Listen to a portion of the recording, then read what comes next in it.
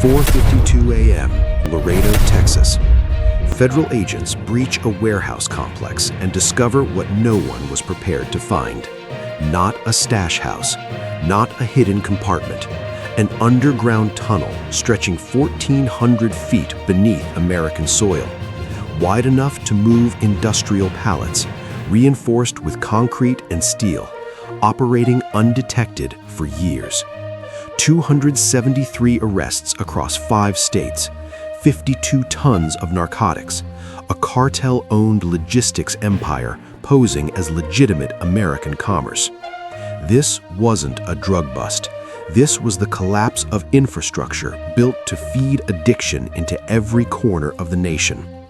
Hit like right now so this story reaches the people who need to see how deep corruption runs beneath the surface we trust. The investigation began not with a tip, but with a pattern. 18 months earlier, analysts inside a DEA intelligence unit in Houston noticed something that made no sense. Overdose rates in rural counties across Texas, New Mexico, and Oklahoma were spiking in synchronized waves, not gradually, not randomly, in clusters. Emergency rooms in towns separated by hundreds of miles reported the same phenomenon within days of each other. Pure methamphetamine flooding streets that had seen nothing but low-grade product for years. The purity levels were identical. The packaging was identical. The timing was identical. Epidemics don't move with that kind of precision. Supply chains do. Investigators began tracing backwards. Hospital admissions cross-referenced with transportation logs, commercial vehicle routes, freight delivery schedules. A pattern emerged. Every spike in overdoses corresponded to increased activity along specific interstate corridors. Not trafficking routes in the traditional sense, legitimate logistics routes. Trucks carrying produce, refrigerated goods, consumer products. Vehicles that passed every inspection, drivers with spotless records, companies with federal certifications, and contracts with America's largest retailers. One name appeared more frequently than any other: Lone Star Regional Transport, a mid-sized logistics firm based outside Houston, operating for 12 years, employing 400 drivers, maintaining contracts with Walmart, Target, and Kroger. On paper, it was the model of American efficiency. Behind that facade, federal agents would later discover a narcotics distribution network generating $800 million annually. By October, surveillance teams had been deployed to 6 locations across Texas. Undercover agents photographed vehicle movements, logged shift changes, tracked shipping manifests. Thermal imaging revealed unusual heat signatures beneath a warehouse complex in Laredo. Structural engineers were brought in to analyze blueprints filed with the city. The dimensions didn't match. The foundation was too deep. The ventilation systems were too sophisticated for standard cold storage. Something was moving beneath that facility that was never meant to be seen. On November 14th, a federal judge in the Western District of Texas signed 63 simultaneous search warrants. The operation was designated Timberline. Coordination involved FBI, DEA, ICE Homeland Security Investigations, ATF, U.S. Marshals, and Texas Department of Public Safety.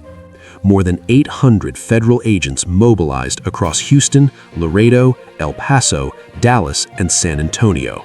The raids were scheduled for 4:52 a.m. on a Friday morning. Pre-dawn darkness, minimal civilian traffic, maximum tactical advantage. At exactly 4:52 a.m., engines roared to life across 5 cities. Convoys of unmarked SUVs, tactical vehicles, and armored trucks moved simultaneously toward predetermined targets. No sirens, no lights, radio silence until breach. In Laredo, the lead vehicle smashed through the reinforced gates of a warehouse complex that had passed city inspections for 7 consecutive years. Flashbangs detonated, commands echoed across concrete. Agents in tactical gear swept through loading bays, offices, refrigerated storage units. Workers were ordered to the ground, hands zip-tied, rights read in rapid succession. Inside the main warehouse, nothing appeared unusual. Pallets of avocados, crates of tomatoes, refrigeration units humming at regulation temperatures, standard logistics operations. But the canine units knew better. 3 dogs sat simultaneously near the southwest corner of the facility, refusing commands to move. Handlers signaled the breach team. Bolt cutters were retrieved. A concealed door, flush with the wall, painted to match surrounding steel panels, was forced open. Behind it, a staircase descended into darkness. What agents discovered next would redefine the scope of the entire investigation. Not a crude drug smuggling passage, an engineered subterranean corridor, stretching 1,400 feet from the warehouse to an unregistered industrial property near the Rio Grande. The walls were reinforced concrete, the ceiling supported by steel I-beams. LED lighting ran the entire length, ventilation systems maintained airflow. Electric carts sat on rails designed for rapid cargo transport. This was not improvisation. This was industrial infrastructure, built with the precision of a mining operation, constructed over years without triggering a single municipal permit review. One agent, a 17-year FBI veteran, stood at the entrance staring into the tunnel's depths. He didn't speak for a full minute. When he finally did, his voice was quiet, but the disbelief was absolute. This is cartel engineering on American soil. The tunnel was functional, active, and until 4:52 a.m., completely invisible. If this shocks you, imagine what remains hidden beneath facilities that have never been searched. Tap like to push this investigation into the light where it belongs. While the tunnel team secured the underground corridor, simultaneous raids were unfolding across Texas. In Houston, agents breached the corporate headquarters of Lone Star Regional Transport. Glass doors shattered, executives in tailored suits forced onto polished marble floors, servers yanked from racks while still warm, hard drives seized, phones confiscated. Financial records spanning 12 years loaded into evidence vans within 40 minutes. In Dallas, a fleet maintenance facility was surrounded. Mechanics working the early shift found themselves face down on grease-stained concrete as agents swarmed hydraulic bays and tool storage units. What they uncovered was a modification operation disguised as routine truck maintenance. 17 refrigerated semi-trucks were seized on site. Each one had been structurally altered. Floors reinforced with hidden compartments, hydraulic lifts installed beneath cargo bays, false walls constructed inside refrigeration units. The modifications were sophisticated enough to pass standard DOT inspections. Weight distribution calibrated to avoid triggering sensors, thermal signatures masked by legitimate refrigeration systems. Only advanced imaging equipment or physical dismantling could reveal what lay beneath the surface. These were not smuggling vehicles. These were purpose-built narcotics transport platforms designed to operate within America's logistics infrastructure without detection. By 6:30 a.m., the scale of the seizures became clear. In Laredo, agents moving through the tunnel discovered 3 staging areas carved into the walls. Each one contained industrial shelving stacked with narcotics, methamphetamine in vacuum-sealed bricks, fentanyl pills in pharmaceutical-grade packaging, cocaine compressed into kilo blocks, heroin in powder form labeled with batch numbers like inventory in a distribution warehouse. The total weight recovered from the tunnel alone exceeded 8 tons. Black market value, $240 million. In El Paso, a secondary warehouse linked to the same network was breached simultaneously. Agents found no drugs. Instead, they found documents. Ledgers detailing shipments going back 9 years, routing schedules, payment records, offshore account numbers, names. The names were the most dangerous discovery of all. 12 individuals employed by federal and state agencies with direct oversight of transportation, logistics, and border security. Some held administrative positions, others worked in inspection divisions. One was a senior analyst inside a regional DEA office. The pattern was consistent. Each official had received payments ranging from $18,000 to $75,000 over multiple years, not large enough to trigger federal reporting thresholds, not frequent enough to establish obvious patterns. Payments routed through shell consulting firms, real estate transactions, and offshore entities registered in Panama, the Cayman Islands, and Belize. In exchange, these officials provided advance notice of inspections, removed flagged vehicles from watch lists, delayed warrant approvals, ensured certain trucks were waved through checkpoints without secondary screening. This was not corruption in the traditional sense. This was institutional protection. Comment betrayed if you believe officials who sell their oath deserve the maximum penalty the law allows. By midday, arrests began in waves. Drivers were taken into custody at rest stops, fueling stations, and loading docks across 5 states. Most had no idea they were part of a criminal enterprise. They believed they worked for a legitimate company.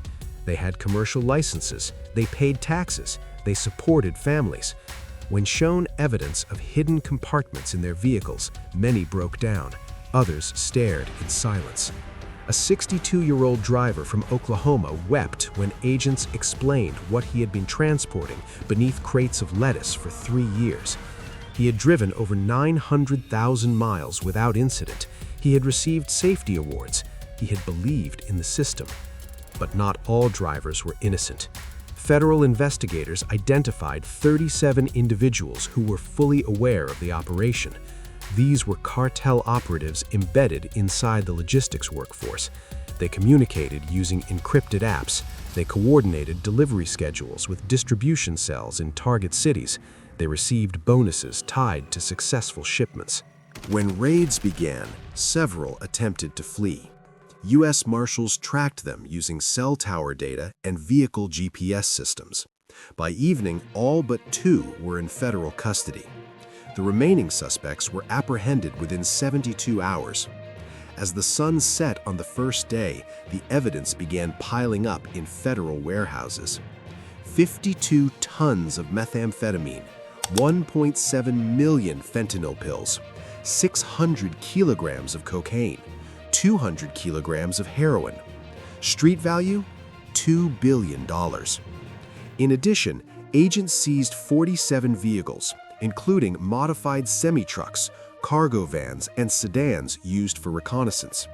12 properties were placed under federal forfeiture proceedings. Bank accounts holding $112 million were frozen across 6 countries. But the financial trail was just beginning. Forensic accountants spent weeks reconstructing the money network. What they uncovered was a masterpiece of criminal finance. Lone Star Regional Transport was not the only entity involved. It was the centerpiece of a constellation of shell companies, freight brokers, maintenance firms, insurance agencies, real estate holdings. Each one appeared legitimate on paper. Each one filed taxes. Each one held licenses. Together, they formed a closed-loop system designed to launder proceeds while maintaining the appearance of lawful commerce. Narcotics revenue entered the system as cash payments to low-level distributors. That cash was deposited into accounts controlled by freight brokers who issued invoices for non-existent shipments. Lone Star Transport paid those invoices using funds from legitimate contracts with major retailers. The freight brokers transferred money to offshore consulting firms, which then invested in real estate, luxury vehicles, and art. The assets were later sold at a loss, generating clean funds that re-entered the United States as investment capital. The cycle repeated continuously over 12 years. Analysts estimate the network laundered more than $800 million using this exact structure. Not a single transaction triggered an automatic federal review. The human cost, however, could not be measured in dollars. Using shipping data recovered from seized servers, analysts cross-referenced delivery routes with public health records. The results were devastating. Between 2016 and 2024, counties serviced by Lone Star Transport reported over 380,000 methamphetamine-related overdoses. Of those, 96,000 were fatal. Towns with populations under 15,000 saw overdose rates increase by 73% within 2 years of Lone Star establishing regular delivery routes. Emergency rooms overwhelmed. Foster care systems collapsed. Entire families disintegrated. One county in rural Oklahoma recorded 42 overdose deaths in a single year. Population, 7,000. That's a death rate 6 times the national average. Investigators later confirmed that Lone Star trucks made weekly deliveries to a distribution hub just outside city limits. The methamphetamine moved from the hub into the community within hours. Purity levels consistently above 90%. Prices low, availability constant. The town didn't stand a chance. Share this video. They counted on silence, and exposure is the only weapon communities have against networks this embedded. As the investigation expanded, the institutional rot became impossible to ignore. 12 officials had been named in the ledgers. By the end of week 2, that number had grown to 19. Some resigned before charges were filed. Others were arrested at their desks. A senior logistics coordinator for the Texas Department of Transportation was taken into custody during a budget meeting. A border enforcement supervisor was arrested at his home while his children watched from the driveway. An analyst inside a regional DEA office was escorted out in handcuffs during a morning briefing. Each one had played a role. Some provided intelligence, others manipulated databases. A few simply delayed action long enough for shipments to clear checkpoints. The payments were modest. The consequences were catastrophic. Federal prosecutors described the conspiracy as a systematic dismantling of institutional integrity. These were not rogue actors, they were individuals who made calculated decisions to prioritize money over duty. In doing so, they enabled a network that poisoned communities, destroyed families, and shattered trust in the very systems designed to protect the public. The tunnel itself became a symbol, not just of criminal ingenuity, but of what happens when corruption goes unchecked. Engineers who examined the structure estimated it cost between $8 million and $12 million to construct. The materials alone, concrete, steel beams, ventilation equipment, electrical systems, required coordination with suppliers, contractors, and laborers, none of whom reported suspicious activity, none of whom questioned the project's purpose. Either they were complicit or they didn't ask. The tunnel had entry and exit points on both sides of the border. The Mexican side led to a warehouse controlled by the Sinaloa cartel's logistics division.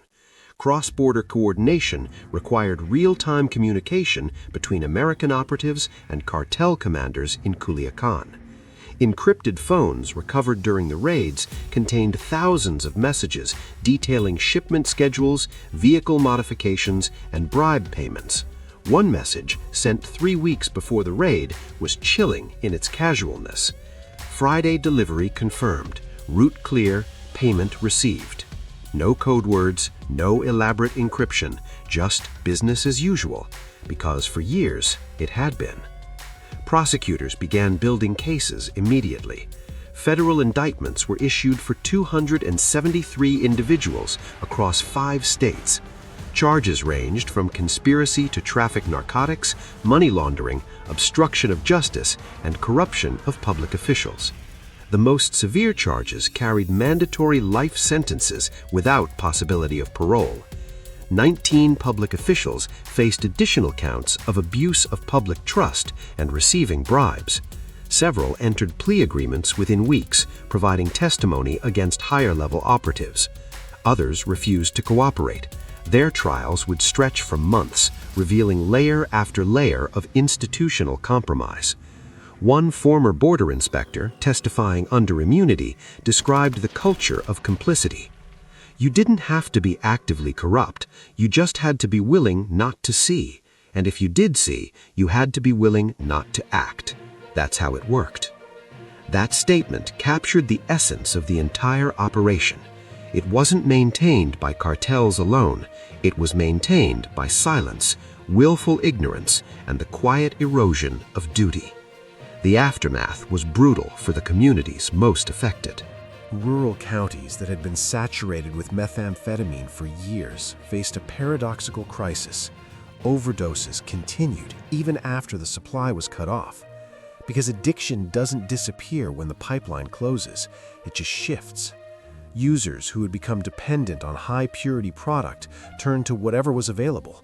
Street-level dealers filled the void with lower quality, more dangerous substitutes. Overdose rates didn't drop immediately. In some counties, they spiked. Public health officials scrambled to expand treatment programs. Emergency rooms remained overwhelmed. Families continued to bury loved ones. One county coroner in West Texas spoke to federal investigators 3 months after the raids. "We thought shutting down the supply would save lives. It did, eventually, but the damage was already done. These people aren't numbers, they're neighbors, they're parents, and we lost too many before help arrived." That's the cost of infrastructure like this. Not just the drugs, not just the money, the human wreckage left behind. The tunnel was sealed with concrete 2 months after the raids. Engineers filled the entire 1,400-foot corridor to prevent future use. But sealing one tunnel doesn't eliminate the strategy.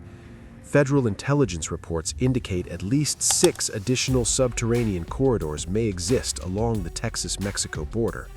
Some suspected, others confirmed through geophysical surveys, but not yet breached. The Lone Star Regional Transport Network was not unique. It was a model, and models get replicated. Law enforcement officials now face a new reality. Cartels are not just smuggling drugs, they're building infrastructure. They're embedding themselves in legitimate commerce.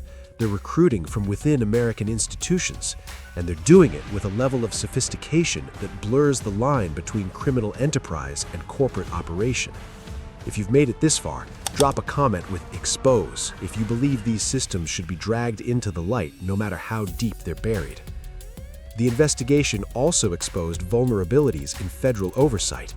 How does a logistics company operate for 12 years, maintain contracts with Fortune 500 retailers, and move 52 tons of narcotics without detection? The answer is uncomfortable, because oversight systems are designed to process volume, not scrutiny. Lone Star Regional Transport filed taxes, passed inspections, held certifications, employed hundreds of people with clean records. It looked like every other mid-sized logistics firm in America, and that was the point. Federal regulators responsible for vetting transportation companies are understaffed, underfunded, and overwhelmed. Inspections are infrequent, audits are rare, background checks are limited. As long as paperwork is in order and no red flags are raised, companies move through the system with minimal friction. Cartels have learned to exploit that friction, or rather, the lack of it. They don't need to avoid the system, they just need to blend into it. And when corruption provides a safety net, blending becomes easy. Emergency reforms followed quickly. The Department of Transportation announced new protocols for vetting logistics companies with federal contracts. Random vehicle inspections increased by 40% along southern border corridors. Enhanced imaging technology was deployed at key checkpoints. The DEA expanded its intelligence sharing program with state and local agencies to identify patterns in overdose data. But policy changes can't undo the deeper lesson. The Lone Star Network succeeded not because it was hidden, but because it was believed. People saw a successful logistics company. They saw jobs. They saw contracts with trusted retailers. And because that story fit comfortably into the narrative of American commerce, no one questioned the foundation it was built on. That comfort was the weapon, and it worked for over a decade. Share this so more people understand how corruption doesn't always look like crime. Sometimes it looks like success. The final pieces of evidence were cataloged in silence. Forensic teams spent months processing the warehouse, the tunnel, the vehicles, and the financial records. What they documented was a portrait of meticulous control. The Lone Star Network had been designed like a corporation: hierarchies, operational divisions, performance metrics, quality control. Shipments were tracked with the same precision as Amazon logistics, delivery times optimized, routes analyzed, efficiency measured. Drivers received bonuses for on-time performance. Warehouse workers had quotas. Management held quarterly reviews. It was a business, a highly profitable, deeply embedded, lethally effective business. And that's what made it so dangerous. Because when crime is organized, professional, and patient, it doesn't trigger alarms, it triggers respect. The Lone Star Network didn't need violence to protect itself, it needed credibility. And for years, it had both. By the time case files were compiled, they totaled over 18,000 pages. Evidence logs, financial statements, surveillance transcripts, testimony from cooperating witnesses, shipping records, inspection reports, emails. Every document told the same story from a different angle. This was not an accident, this was design. Prosecutors prepared for trials that would span years. Defense attorneys argued entrapment, procedural errors, insufficient evidence of intent. But the tunnel didn't lie. The ledgers didn't lie. The 52 tons of narcotics didn't lie. And the 96,000 fatal overdoses linked to this network left no room for interpretation. The Lone Star Regional Transport Operation had built a narcotics empire inside the American logistics system. It had corrupted officials, it had weaponized legitimacy, and it had almost succeeded in making it permanent. Almost. As federal agents stood in the sealed tunnel months later, one investigator reflected on what had been uncovered. This wasn't just about drugs, it was about trust. They took something we rely on, logistics, commerce, infrastructure, and turned it into a weapon. And the scariest part? We almost didn't see it. That's the warning this case leaves behind. The next network might not be in Texas, it might not use tunnels, it might not be called Lone Star, but the blueprint is the same. Embed in legitimate systems, corrupt key officials, move product with precision, maintain appearances, and count on the fact that people trust what looks successful. The raids stopped the operation, but they didn't stop the strategy. Because somewhere, right now, another network is being built, another tunnel is being dug, another logistics company is being created. And until oversight catches up with ingenuity, the cycle will continue. If this investigation shook you, if it made you realize how easily trust can be weaponized and systems can be hollowed out, then do something.